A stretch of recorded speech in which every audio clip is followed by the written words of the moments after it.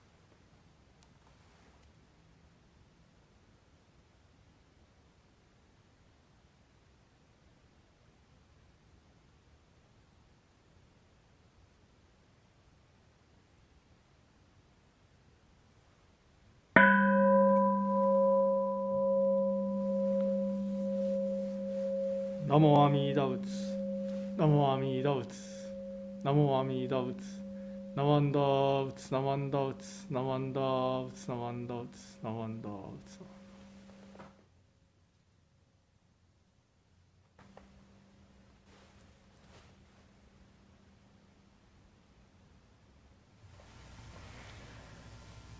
Reverend Kuwahara will now lead us in the chanting of Shishin Rai, followed by Jusei Ge.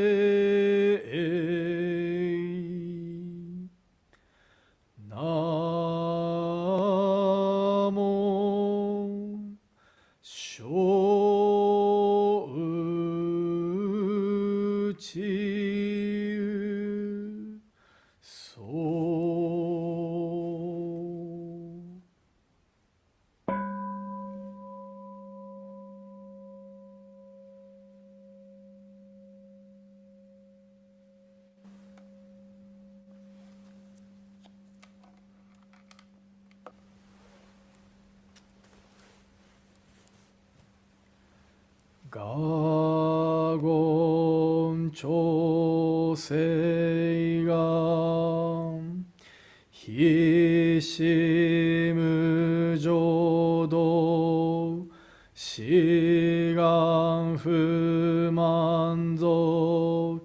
政府上昇が我無良行不意大摂取不採処便具政府上昇が我史上仏道妙正長実法空虚未小門政府上昇学利欲人少年上映主凡行死具無浄土一生天人死人力縁大公不傷無才道少女三苦妙交際集約難回避知恵言滅死公門案閉塞小膜道通達全宗門高僧上満足異様老実法日月中寿期天候音符言一種解放像公正功徳法上王大集中説法四四空空用一切仏具足修徳本元年心上満徳意三害を女仏無下知通達未不詳願学営利投資最小損志願や国家大戦を感動国書天人東内妙慶ナマンダブアマンダブナマンダブナマンダブナマンダブナマンダブ観にしくどく平等聖祭道法菩提心往生安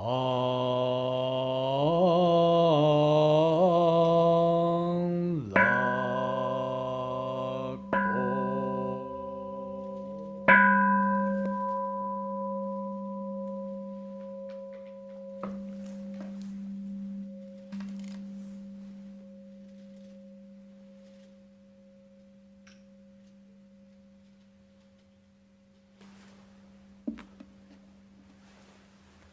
ナマンダーツナマンダーツナマンダーツナマンダーツナマンダーツナマンダーツナマンダーツナマンダーツナマンダー。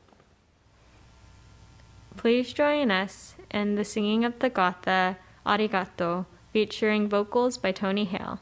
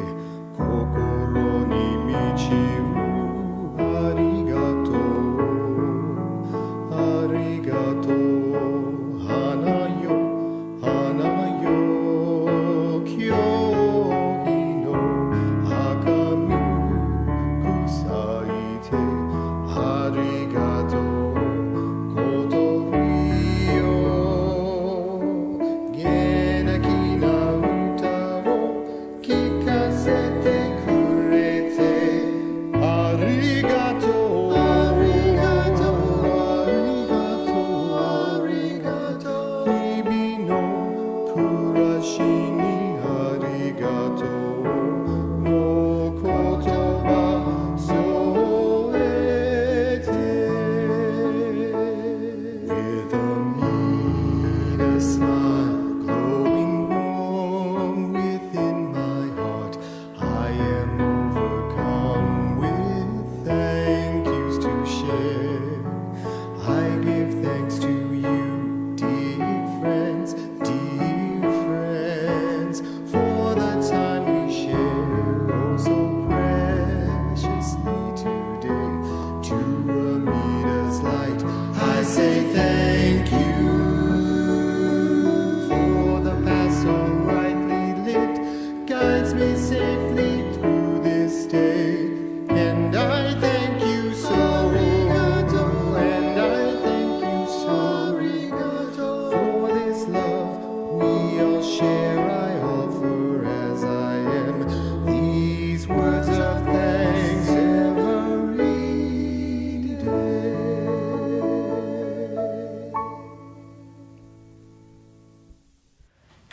Please join us in reciting the Golden Chain 2. Good morning. My name is Kati Fujiwara, and I'm going to read Golden Chain 2. I am a link in the Buddha's golden chain of love that stretches around the world. I must keep my link bright and strong. I will try to be kind and gentle to every living thing and protect all who are weaker than myself. I will try to think pure and beautiful thoughts, to say pure and beautiful words, and to do pure and beautiful deeds, knowing that on what I do now depends not only my happiness or unhappiness, but also that of others. May every link in the Buddha's golden chain of love become bright and strong, and may we all attain perfect peace. Namo Amida Butsu.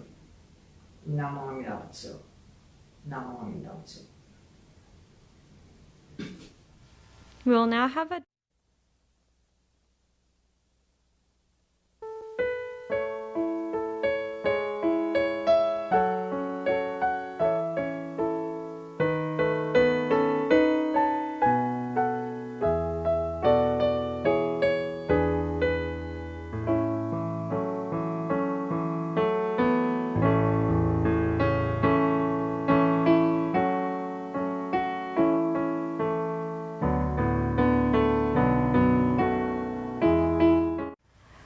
We will now have a Dharma message by Reverend C.J. Dunford. Reverend C.J. is currently an assistant minister at the Buddhist Temple of Marin and is also a minister assistant here at the Berkeley Buddhist Temple. We are very excited to hear Reverend C.J. be our guest speaker today.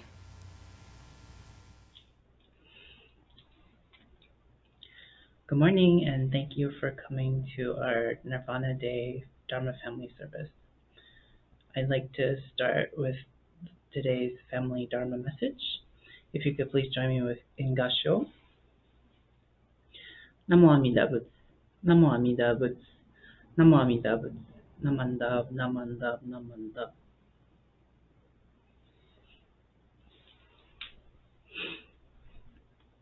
So for my message this morning, I'd like to share with you a children's book that I recently found. Due to the COVID pandemic, recently a lot of our libraries have made a lot of books available online in ebook form, so I've been having fun checking out different books. And the one I'd like to share with you today is called Badger's Parting Gift. It's written by Susan Varley. Badger was dependable, reliable, and always ready to lend a helping paw. He was also very old, and he knew almost everything. Badger was so old that he knew he must soon die. Badger wasn't afraid of death. Dying meant only that he would leave his body behind, and as his body didn't work as well as it had in days gone by, Badger wasn't too concerned about that. His only worry was how his friends would feel when he had gone. Hoping to prepare them, Badger had told them that someday soon he would be going down the long tunnel, and he hoped that they wouldn't feel too sad when it happened. One day, as Badger was watching Mole and Frog race down the hillside, He felt especially old and tired. He wished more than anything that he could run with them, but he knew that his old legs wouldn't let him. He watched Mole and Frog for a long time, enjoying the sight of his friends having a good time. It was late when he arrived home. He wished the moon good night and closed the curtains on the cold world outside. He made his way slowly down to the warm fire that was waiting for him deep underground. He had his supper and then sat down at his desk to write a letter. When he had finished, he settled down in his rocking chair near the fire. He gently rocked himself to and fro and soon was fast asleep, having a strange yet wonderful dream like none he'd ever had before.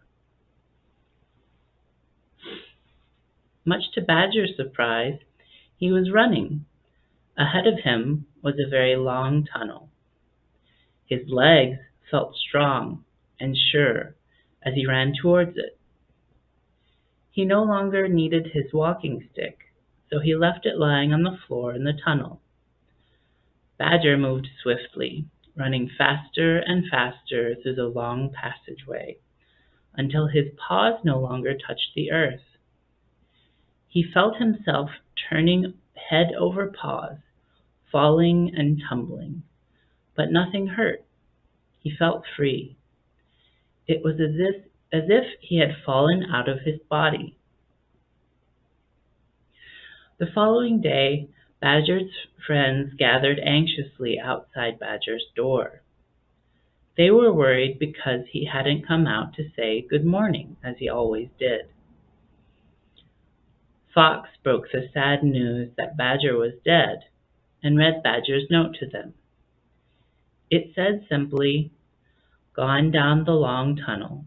Bye-bye, Badger." All the animals had loved Badger, and everyone was very sad. Mole especially felt lost, alone, and desperately unhappy. In bed that night, Mole could think only of Badger. Tears rolled down his velvety nose, soaking the blankets he clung to for comfort. Outside, it began to snow. Winter had begun, and soon a thick layer of snow hid the animals' homes, where they would stay snug and warm during the cold months. The snow covered the countryside, but it didn't conceal the sadness that Badger's friends felt. Badger had always been there when anyone needed him. The animals all wondered what they would do now that he was gone. Badger had told them not to be unhappy, but it was hard not to be. As spring drew near, the animals often visited each other and talked about the days when Badger was alive.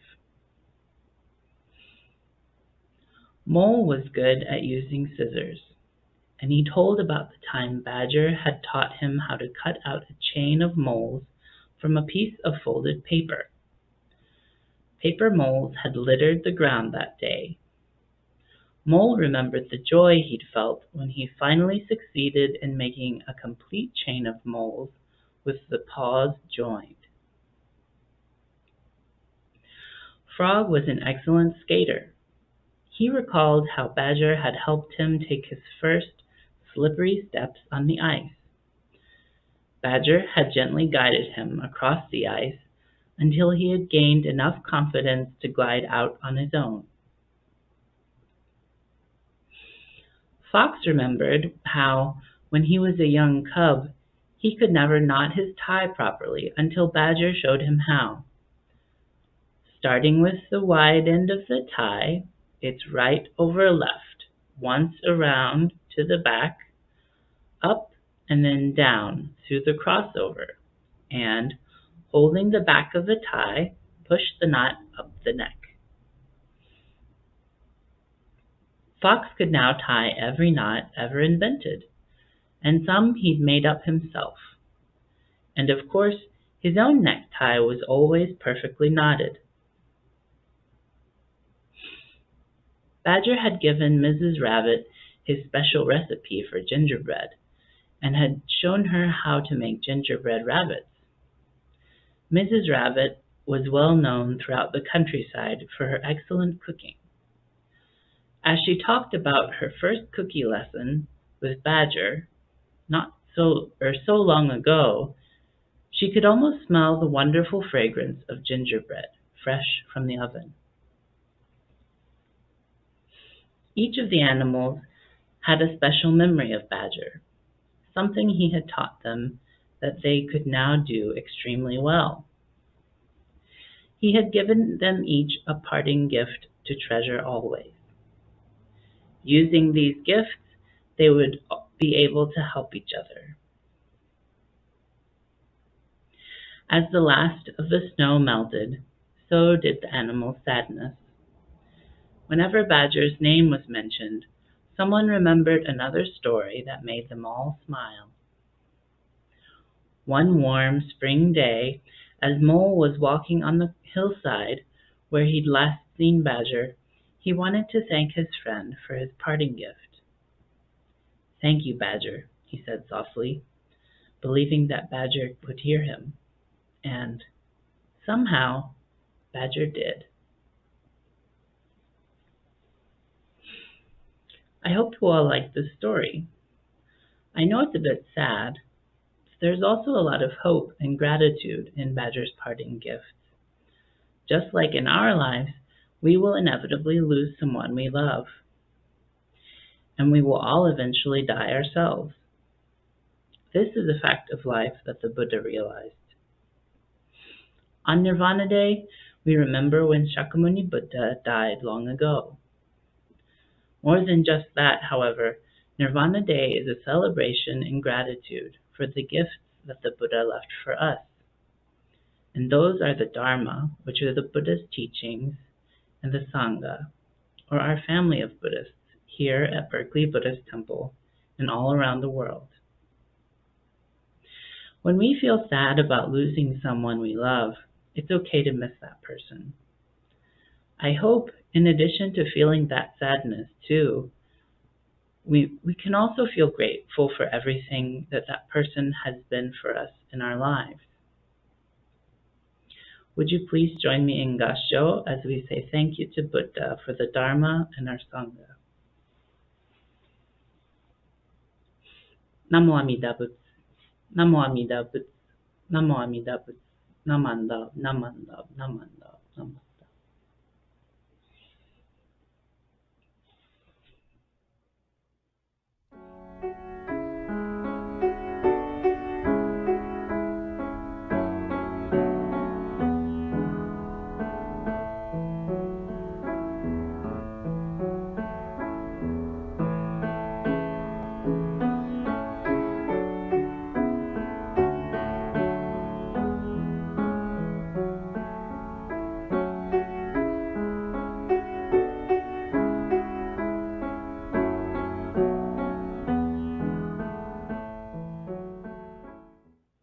Thanks for coming to this morning's Dharma family service. I would like to start my Dharma message for the adults with a selection from Renyo's Hokotsu no Sho, or Letter on White Ashes. Please join me in Gassho.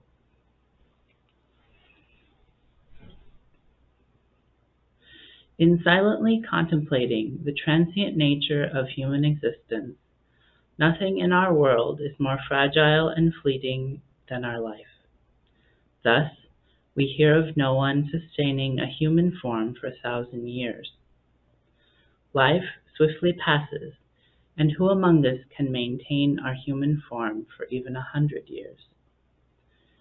Whether I go before others, or others go before me, whether it is today or it be tomorrow, who is to know? Those who leave before us are as countless as the drops of dew. Though in the morning we may have radiant health, in the evening we may return to ashes. When the winds of impermanence blow, our eyes are closed forever, and when the last breath leaves us, our face loses its color. Though loved ones gather and lament, everything is to no avail. The body is then sent to an open field and vanishes from this world with the smoke of cremation, leaving only white ashes. There is nothing more real than this truth of life. The fragile nature of human existence underlies both the young and old, and therefore we must, one and all, turn to the teachings of the Buddha and awaken to the ultimate source of life.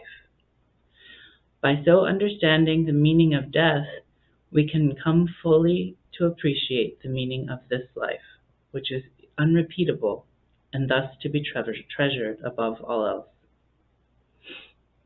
By virtue of true compassion, let us realize the irreplaceable value of human life, and let us together live the Nembutsu in our hearts, humbly and respectfully. Namo Amida Butsu, Namo Amida Butsu, Namo Amida Butsu, Namandao, Namandao, Namandao.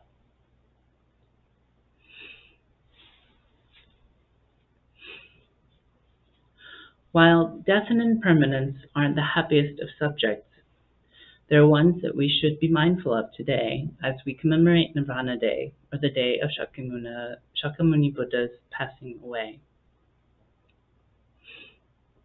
In Renyo's letter, he describes quite poignantly one of the most difficult aspects of the human condition, and that is the fact of impermanence. That on any given day we may wake up in the morning alive and healthy, and at sunset may be dead. No matter how much we may want it to be otherwise, this fact cannot be changed.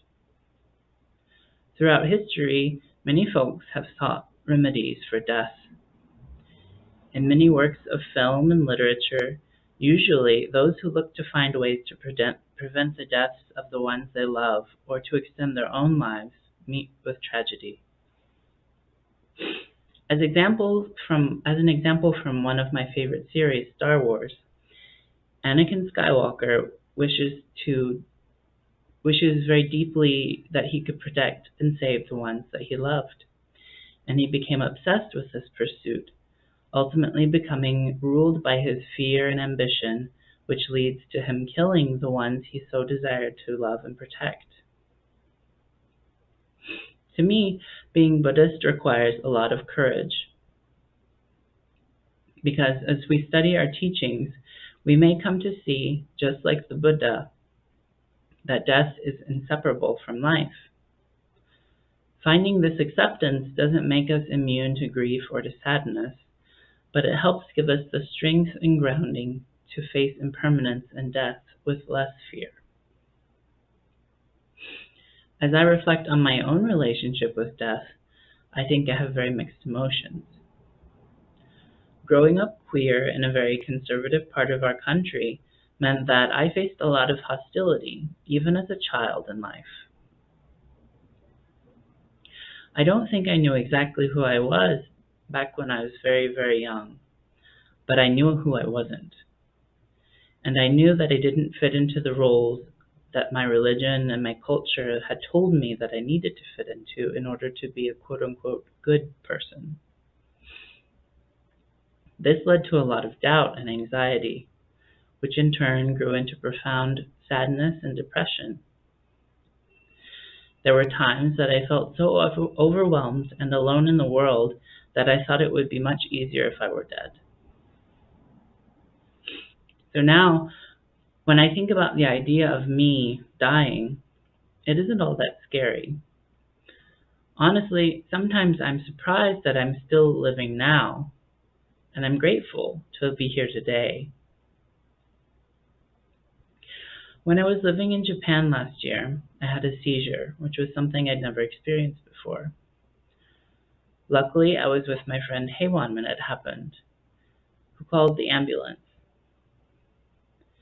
It had happened in late March, and things had just begun to get worse in Japan with the coronavirus pandemic, so a lot of businesses were closing.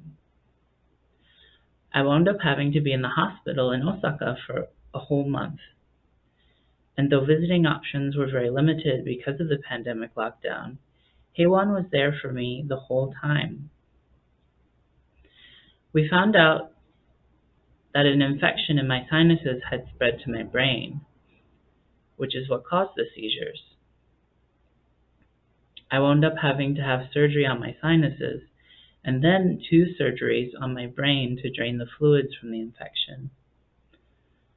The doctors explained to Heiwan and I that the infection could have permanently damaged my brain, and I very likely could have died. That sounds very scary, but at the time I wasn't really afraid of dying, and I think about that fact a lot. There was a part of me that felt a deep acceptance that my life had been difficult but well lived. I had faced and overcame a lot in my life. I had a lot of people who I loved and who loved me. Though it was very isolating being in the hospital and having limited abilities in Japanese language, so talking to the staff was challenging, I still felt okay with dying. After I was released from the hospital and had mostly recovered, Heiwan and I were very happy. But we also had to have a lot of discussions to process what had happened. You see, the day that I'd had the seizure, Heiwan was about to fly home for good. They were studying Japanese for a year, much like me, and their time in Japan had come to an end. They had canceled their flight, rented an Airbnb near the hospital, and put their entire life on hold for a month, just to make sure that I was okay. They were very, very worried about me. We both loved one another very much, and it had been a tremendous difficult time for Heiwan. As time wore on, I spoke with more and more of my loved ones, and I realized that even though I had come to accept my mortality, so many others were worried, sad, and concerned for me. As Renyo wrote in his letter, the tragedy of our limited lives is something that we must all face. For some of us, it might be much harder, and for others, it might not be so bad. However we look at it, though, there is comfort in the fact that the impermanence of life is not something that we face alone. Even long after we experience loss and the pain of grief begins to dull, we can think of our loved ones with gratitude, just as we express our gratitude today to Buddha for the Dharma and Sangha long after Buddha's passing. The core message of Buddhism is not that our lives must always be easy, joyful, or full of peace. Rather, our teachings encourage us to look at life for what it is. Our religion is not about escapism. Buddhism requires courage and a realistic outlook on life, which can be quite challenging and uncomfortable at times. That might not sound particularly positive, but when we see life and our world more clearly, then we can also live our lives more authentically. This authenticity means that we can appreciate much more deeply the gift of our human lives. Here, I'd like to conclude my Dharma message. Please join me in Gassho. Namo Amida Butsu. Namo Amida Butsu. Namo Amida Butsu. Namanda, Namanda, Namanda.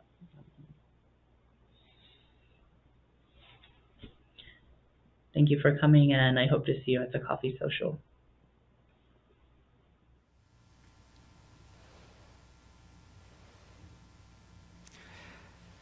So I'd like to thank all of us who made today's service possible. First of all, thank you, Reverend CJ, for your Dharma messages today.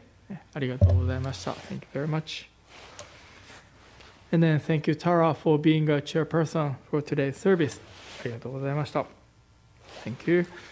And then thank you, Bradley and Myron, for your help during today's service. ありがとうございました. Thank you very much. And then thank you, Tara, for monitoring chat room on our YouTube channel. ありがとうございます。Thank you.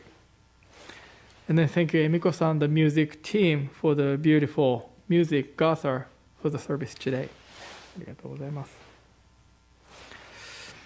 And then thank you everyone for joining, attending today's service. ありがとうございました。Thank you very much. So now announcements are on the screen. So we have a coffee social right after this service. Please join us. And then we will have a evening meditation service on February 17th, Wednesday, February 17th.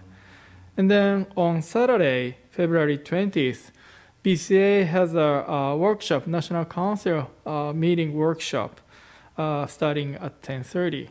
So if you can, please join us too. Again, thank you very much for today's service. Please take care and then stay healthy. ありがとうございました。Thank you very much.